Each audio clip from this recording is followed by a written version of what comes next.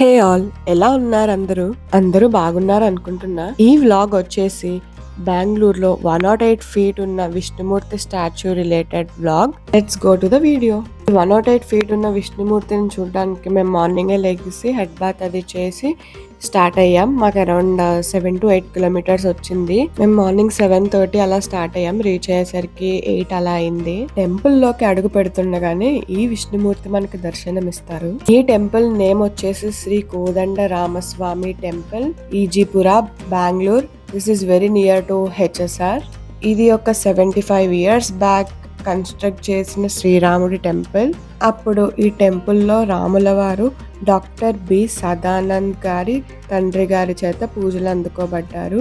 ఈ 108 ఫీట్ ఉన్న విష్ణుమూర్తి వెనక బ్యాక్ స్టోరీ ఏమిటంటే 2010లో డాక్టర్ బి సదానంద్ గారికి ఈ 108 ఫీట్ విష్ణుమూర్తి స్టాట్యూ చేద్దామని ఒక థాట్ వచ్చింది.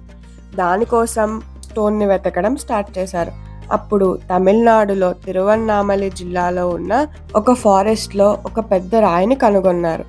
2014లో పర్మిషన్ తీసుకుని 2018లో ఫేస్ వరకు చెక్కి అప్పుడు 2019లో బెంగళూరు తీసుకొచ్చారు.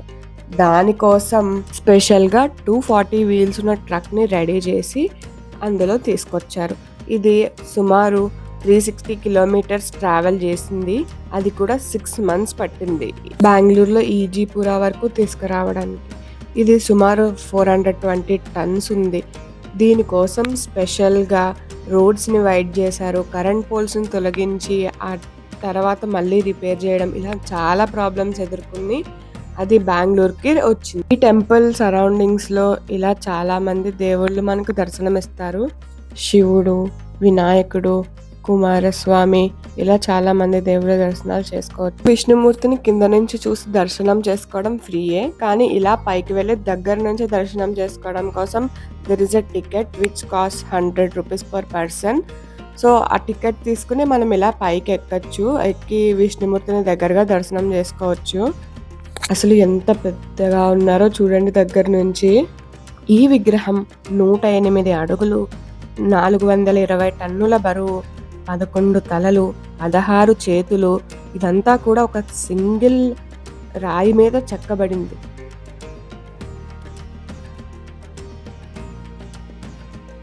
ఇలా దగ్గర నుంచి చూడడం ఒక చెప్పలేని ఎక్స్పీరియన్స్.